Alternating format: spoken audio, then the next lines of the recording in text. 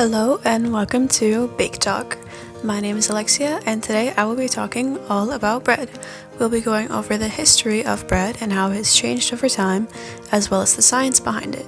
My guest today is Veronica, a freshman from CPP-HS, and I will be asking her a few questions about herself and then we'll get into some trivia about bread. Let's get started.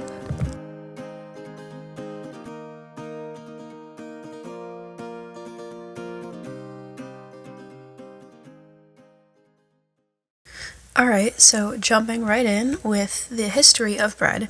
It was first invented when hunter-gatherers mixed grains with water over 30,000 years ago and cooked it on hot rocks to make a sort of flatbread. As agriculture developed more over time, the grain production was more consistent, enabling them to make more bread and have settled communities.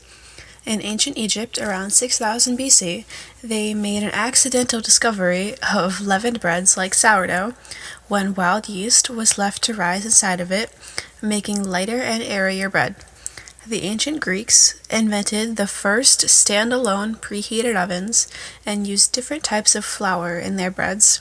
They gave lighter breads to the wealthier people.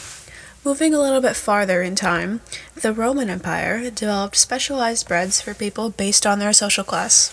In the Middle Ages, bread was an important aspect in people's lives. Lighter breads still showed a sign of wealth, and darker breads before the larger groups of people. Bread has been a huge part of our lives since the literal ancient times. It's a delicious staple that almost everyone probably has at home right now. Up next, I will be interviewing Veronica with some trivia about bread.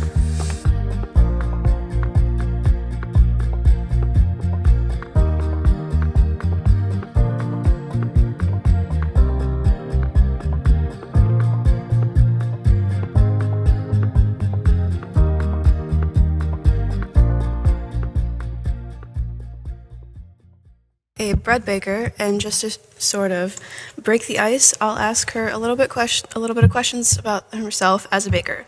So, what got you into baking like crescent rolls? Well, I always used to eat them when I went to my grandma's house for Thanksgiving, and they were just so good. Have you ever taught someone how to bake them? I haven't really taught anyone, but I've baked them like with my mom too. Okay. Do you make other kinds of things besides the crescent rolls? Yes, but I can't make them by myself. I would need like help. Okay. Do you plan on learning how to make more things, or like what kinds of things do you want to make next? Or I'd probably just stick with what I'm baking now, but I think as I get older, I'll learn how to make more things. okay, so we know a little bit about you. Let's move into some trivia. Do you know the name for any substance that makes dough rise? Flour? That was a good guess. It's a word that I didn't know. It's called a leaven. What is the main ingredient in sourdough bread? I don't know. That's okay, I didn't know either. The answer is wild yeast. What were this one I don't expect you to know. What were the edible plates that wealthy people ate off of in the Middle Ages? Like the glass plates?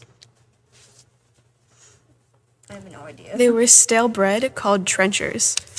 What type of flour is often used in baking? All-purpose flour? Yeah. Also, another correct answer could be wheat flour, but that was also right. What common baking ingredient is not part of a basic bread recipe? Sugar?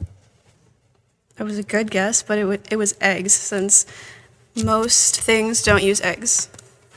Or not eggs, sorry. Most breads don't use eggs. Those were some good guesses. I didn't know most of them either, and I learned a little bit about you, and I hope you learned something too.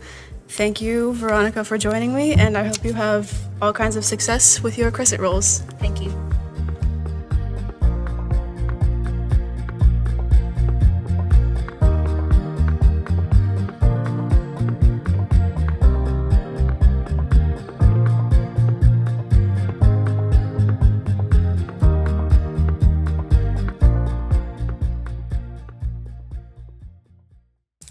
If you ever wondered how most breads have those little holes on the inside, or just how it looks so stable and perfect, here are the answers.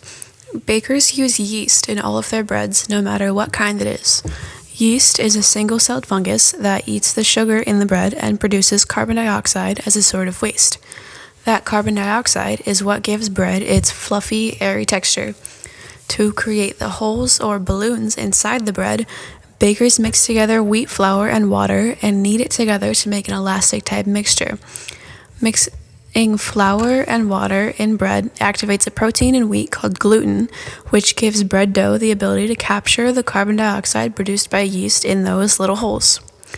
And now you know the science behind bread and why it tastes so good.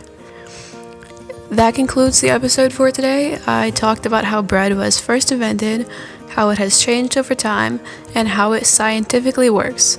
I hope you learned something new from that, or maybe from our trivia segment. Thanks again to Veronica for joining me, and thanks for listening. Until then, this was Bake Talk with Aleksia, signing off.